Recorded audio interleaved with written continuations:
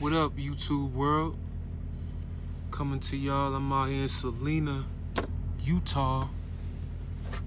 It's Thanksgiving evening out here. It's about 8 o'clock or so. At the Love's truck stop, chilling, doing laundry, taking showers. Wanted to bring this video to y'all today. Get it on out the way. Been kind of a long time coming. I wanted everything to be kind of right. Energy, environment, just everything. And like I said, today is I don't know if I said it or not, but it's Thanksgiving.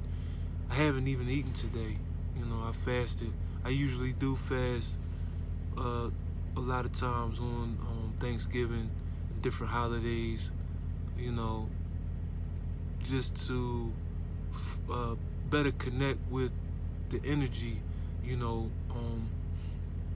that's going on at that particular time. Because during these holidays and different stuff, it's strong energy that's you know, out for us to be able to harness and do different things and make certain breakthroughs, have certain breakthroughs on different stuff. This next poem is it's a part of the series I Am What's on the Inside. It's the second poem. This is the poem that I actually wrote this on Halloween. Wow, it's like, that's crazy, right? Spitting it on Thanksgiving and wrote it on Halloween. Yeah, when I was in tune with the Nina Simone energy, her spirit, listening to her music, and you know, I wrote this, you know, thinking about my people, which, you know, talking about like my ethnicity insofar as the diaspora, the African diaspora, you know, that was brought over, or we were here, or whatever you want to think, or whatever your take is on it. But I'm gonna go ahead and read the poem. Pouring rain, no umbrella, yet they sustain. Of course they're wet, but it blends with the blood and sweat. Tears dry, but the pain doesn't die. Gray clouds and blue skies. It's so dark, they miss sunrise. City lights block out the stars. Drugs and alcohol block out bleak realities. Money and ignorance block out fatalities. Life is cheap systematically.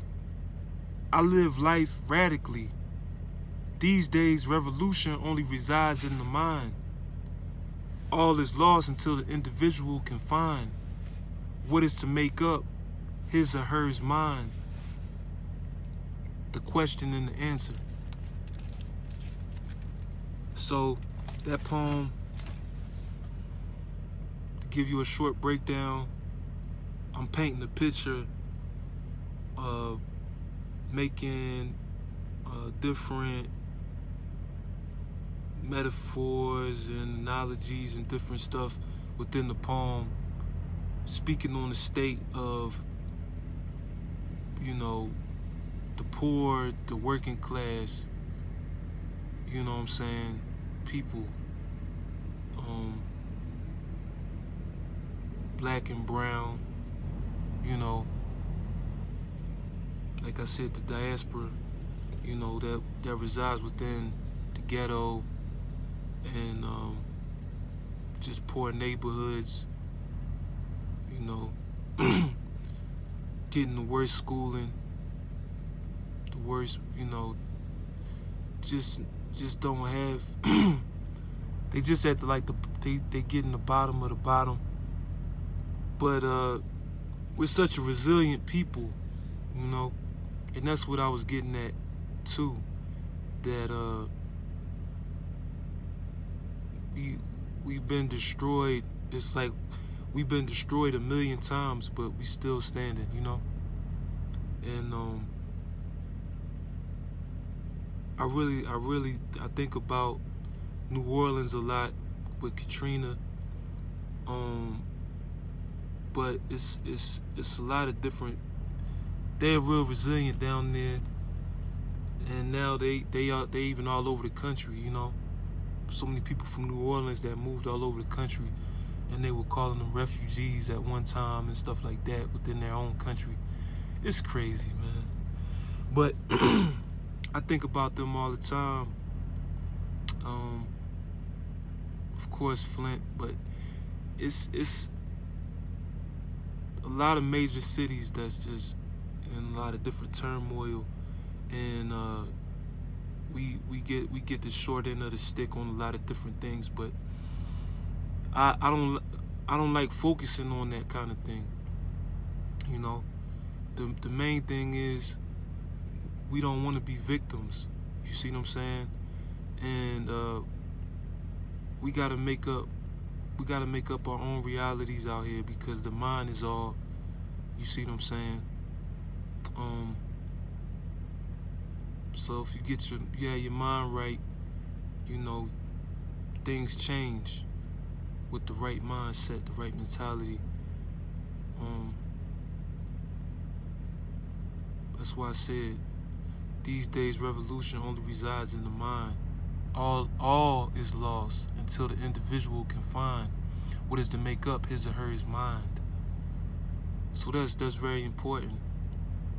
And we got to know how to move out here. We can't save everybody.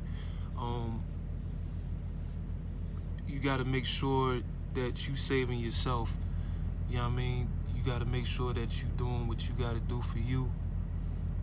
And in turn, you'll be able to help others, mainly by example. That's the best way you could ever help somebody, is by example. So we go about, you know, our lives doing things like that. And if we have the means to help somebody, as so far as with like food or clothing and different stuff, or whatever we could do, we do it.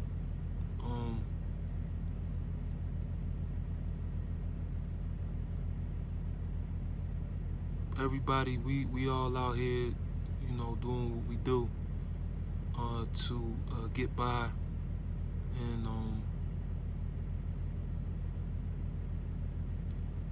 you could strive. You could have pretty much whatever you want, but as long as you understand it's a process to it, and you have patience, and you know, you keep that work ethic good, and you can't be driven by it's not good to be driven by like material things. You know, if you know you got your spirit right, you got things right, all that other stuff, that's just perks, that's just byproducts. You know what I'm saying? And that's what a lot of people go wrong at. They're driven by those things, you know what I'm saying, the material things. I would never say it's wrong to want nice things and stuff like that. I like nice things, you know what I mean? But it doesn't dominate my life. That's not what drives me. You see what I mean?